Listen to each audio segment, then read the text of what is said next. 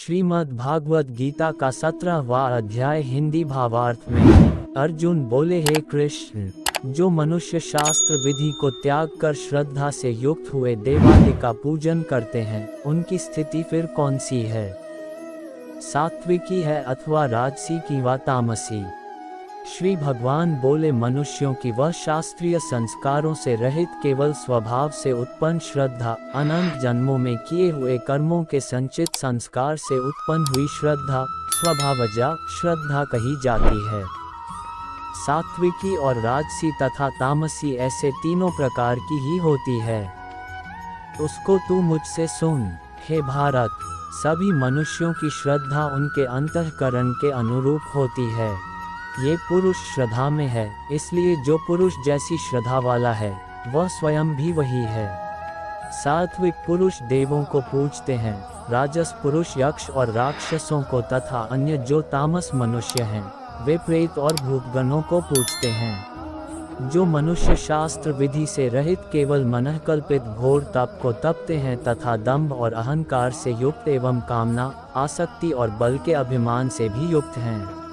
जो शरीर रूप से स्थित भूत समुदाय को और अंतःकरण में स्थित मुझ परमात्मा को भी कृश करने वाले हैं, शास्त्र से विरुद्ध उपवासादि घोर आचरणों द्वारा शरीर को सुखाना एवं भगवान के अंश स्वरूप जीवात्मा को क्लेश देना, भूत समुदाय को और अंतर्यामी परमात्मा को कृश करना है, उन अज्ञानियों को तू आसुर स्वभाव वाले जान।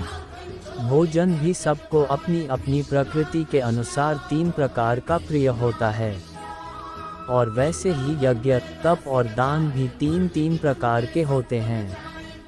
उनके इस पृथक पृथक भेद को तू मुझसे सुन। आयु, बुद्धि, बल, आरोग्य, सुख और प्रीति को बढ़ाने वाले, रसयुक्त, चिकने और स्थिर रहने वाले, जिस भोजन का सार शरीर में बहुत काल तक रहता है उसको स्थिर रहने वाला कहते हैं। तथा स्वभाव से ही मन को प्रिय ऐसे आहार अर्थात भोजन करने के पदार्थ सात्विक पुरुष को प्रिय होते हैं। कड़वे, खट्टे, लवण युक्त, बहुत गरम, तीखे, रूखे, दाहकारक और दैहिक चिंता तथा रोगों को उत्पन्न करने वाले आहार अर्थात भोजन करने के पदार्थ राजस पुरुष को प्रिय होते हैं। जो भोजन अधपका, रसरहित, दुर्गंध युक्त, बासी और उच्छिष्ट है तथा जो अपवित्र भी है, वह भोजन तामस पुरुष को प्रिय होता है। जो शास्त्र विधि से नियत यज्ञ करना ही कर्तव्य है, इस प्रकार मन को समाधान करके फल न चाहने वाले पुरुषों द्वारा किया जाता है, वह सात्विक है।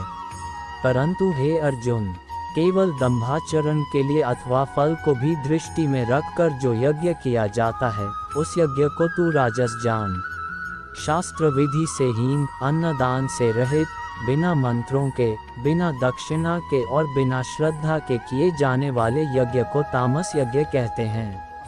देवता, ब्राह्मण, गुरु, यहाँ गुरु शब्द से माता, पिता, आचार्य और वृद्ध एवं अपने से जो किसी प्रकार भी बड़े हों, उन सबको समझना चाहिए। और ज्ञानी जनों का पूजन, पवित्रता, सरलता, ब्रह्मचर्य और अहिंसा ये शरीर संबंधी तप कहा जाता है।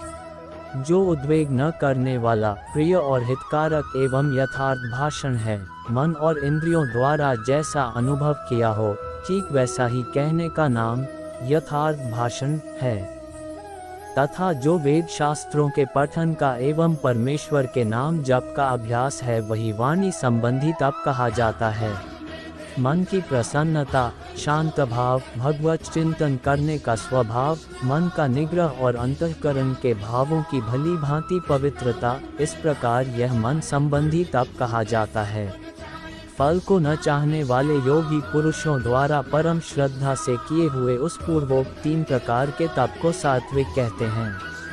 जो तप सत्कार, मान और पूजा के लिए तथा अन्य किसी स्वार्थ के लिए भी स्वभाव से या पाखंड से किया जाता है, वह निश्चित अनिश्चित फल वाला उसको कहते हैं कि जिसका फल होने न होने में शंका हो।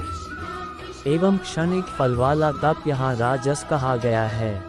जो तप मूर्तापूर्वक हठ से, मन, वाणी और शरीर की पीड़ा के सहित अथवा दूसरे का अनिष्ट करने के लिए किया जाता है, वह तप तामस कहा गया है।